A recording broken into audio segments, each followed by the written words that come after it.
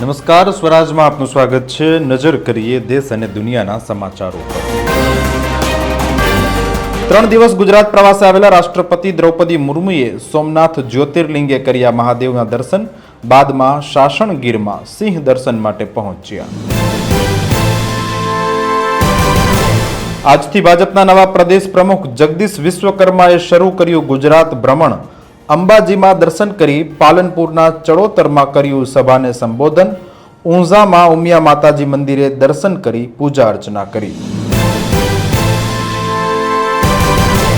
રાજકોટ ભાજપમાં ફરી આંતરિક જૂથવાદ આવ્યો સામે. રાજકોટના મેયર અને ધારાસભ્ય દર્શિતા શાહ વચ્ચે દિવાળી કાર્નિવલના આમંત્રણ પત્રિકામાં નામ મામલે થઈ બોલાચાલી. પીએસઆઈ ભરતી પરીક્ષાનું સિલેક્શન લિસ્ટ નવેમ્બરમાં થશે જાહેર. પોલીસ ભરતી ફેઝ 2 ની જાહેરાત આગામી સમયમાં થશે. હાઈકોર્ટે 2025-26નું પોલીસ ભરતી કેલેન્ડર માંગ્યું. ડોનાલ્ડ ટ્રમ્પનું સપનું રોડાયું. નોબેલ કમિટીએ વેનેઝુએલાના વિપક્ષી નેતા મારિયા મચાડોને આપ્યું શાંતિ માટેનું નોબેલ સન્માન. કાબુલમાં ફરી દૂતાવાસ ખોલશે ભારત. તાલિબાનના વિદેશ મંત્રીએ કહ્યું ભારત વિરુદ્ધ પોતાની જમીનનો ઉપયોગ થવા દેશે નહીં.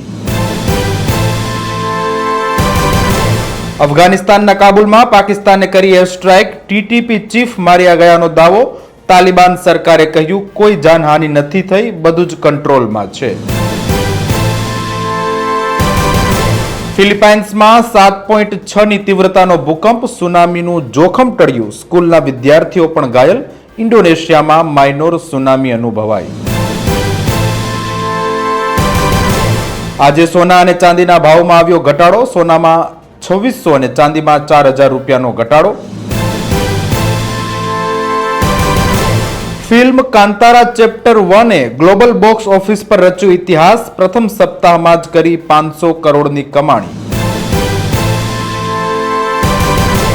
દિલ્હી ટેસ્ટના પહેલા દિવસે જ ભારતે વેસ્ટ ઇન્ડિઝ સામે બનાવી મજબૂત પકડ. ભારત પહેલી ઇનિંગમાં 318 રન બનાવી 2 વિકેટ ગુમાવી. યશસ્વી જયસ્વાલ 173 રન બનાવી અણનમ. હાલ દેશ અને દુનિયાના સમાચારોમાં અત્યારે બસ આટલું જ. વધુ સમાચારો અને અપડેટ્સ માટે જોતા રહો સ્વરાજ. ધન્યવાદ.